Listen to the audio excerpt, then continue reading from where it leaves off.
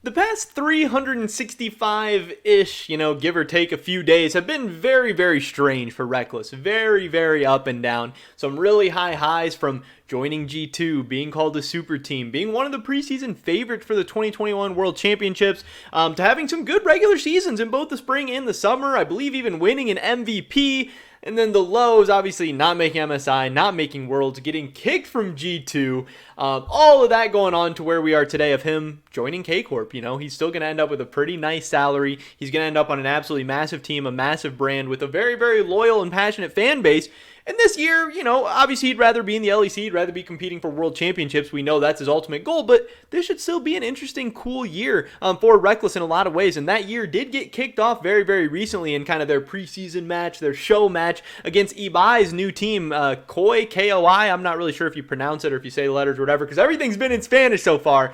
But that show match took place. A bunch of people have been breaking it down, talking about it. So I just want to kind of, talk about what's been going on with Rekkles and what looks to happen into the future. So definitely drop a like if you guys do enjoy this video. I would appreciate that so much. And subscribe to stay up to date on all my latest content. We're trying to hit 10,000 subscribers by the end of the season. With that being said, let's get right into this. So, Rekkles and Kcorp coming together, absolutely insane. Again, they recently played this show match. I believe this show match peaked at like 477,000 viewers, which I believe was more concurrent viewers than any game in the LCS in the entire 2021 season, finals, lock-in, summer, anything. I do believe it was either very, very close or they completely topped it, but I think they completely topped it.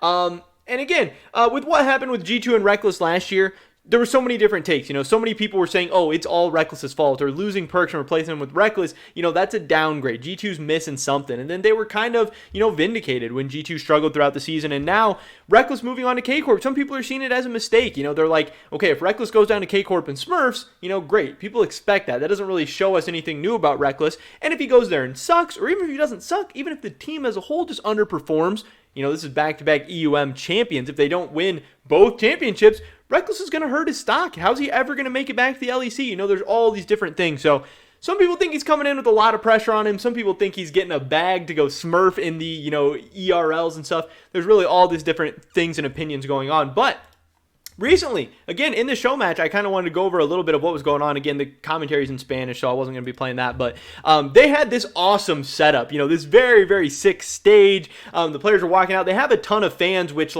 come on, LCS, LEC, we got to get some fans in here. Look at how freaking hype this is. Look at how many fans there are. Look at how much cooler they made this whole event. If this would have been in an empty room with no fans, it wouldn't have been as cool. In the very first game, Rekkles is playing Kate. He does get an early first blood, and, it seems like, oh, here it is. Rekkles is just going to come into the ERLs and be absolutely smurfing, but he does get traded back by the Lucian, and they end up, with a very, very nice 2v2, double kill to start the game, even though Rekkles does die, even though he gives a kill back. Rekkles was off to a fast start in this one, but Kcorp actually would go on to lose this first game, and people were a little bit critical of Rekkles in some of these fights. Here's a fight later on into the game where Kcorp's actually up like 1,500 gold going into this fight, and, they kind of get wiped out. Rekkles kind of gets caught out here. He has flash, burns his flash, still dies, and I'm not saying that was all Rekkles' fault, but I know there were some people critical of his positioning a little bit there, but even more so later on, this play here is kind of the big one, and Mickey talked about this one too, how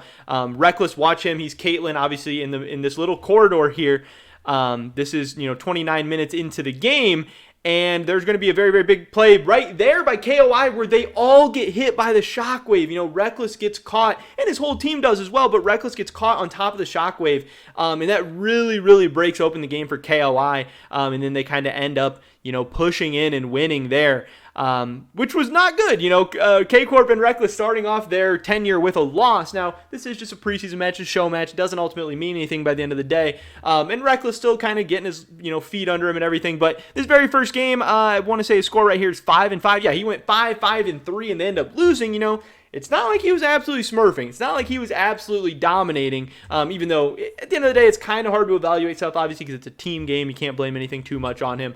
In the next game, he did play Jinx, and, much better game. He kind of got things going. This was kind of the big play of the game for him here. K-Corp's already up so much in this one. He starts off by getting a double kill there. He's able to kill Rafita under the tower there for a triple kill as well. He keeps going. He's able to pick up the quadra kill onto Jace before actually getting traded back and dying there. And, this was a very, very good Jinx game for him. This was more of like what we wanted to see from Rekkles. People were saying he's going to come in, he's going to be smurfing, he's going to be dominating, and he did do really, really well in this game. But again, it's hard to tell exactly how great he's doing because this was just an absolute stomp by Kcorp. And, when you're bringing in Rekkles, you're not getting him just to, win these absolute stomps of games. You're looking for him to carry some of those harder games, some of those 50-50 games.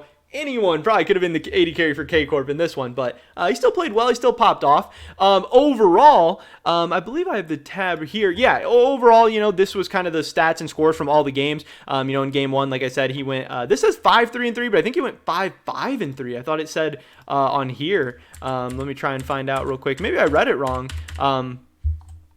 That's definitely 5-5-3. So this thing's messed up. In this game, it says he went 5-3-3. And the next game, he ended up going 10-2-6 on Jinx, which was really, really cool. And again, this was kind of his dominant game.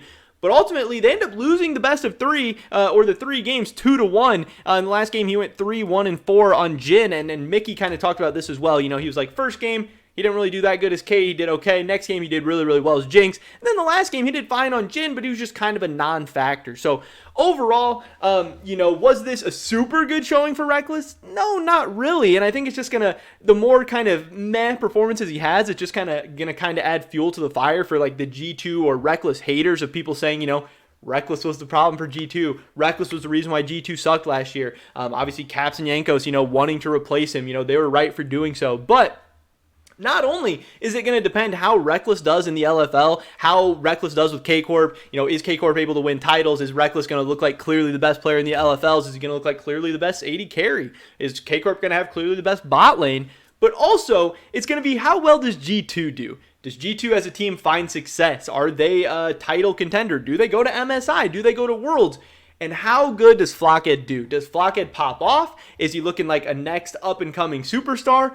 Or does he come out and struggle? Does he come out and look like, hey, maybe we should have stuck with Rekkles. Maybe we'd be better off. Does G2 miss MSI? Does G2 miss Worlds? Are they a top 3 team? Are they a top 5 team? Are they a top 2 team? These two guys, Rekkles, Kcorp, G2, Flockhead, they're going to be compared to each other so much throughout this whole season. And it's going to be very, very fun and interesting to watch. But again, I think this is awesome for Rekkles. He's getting to, smurf for lack of a better word, but he's going to make a ton of money either way. He's still getting a chance to compete. I think Rekkles ends up in a better spot than like Mickey X or somebody like that, say, that's just not playing at all.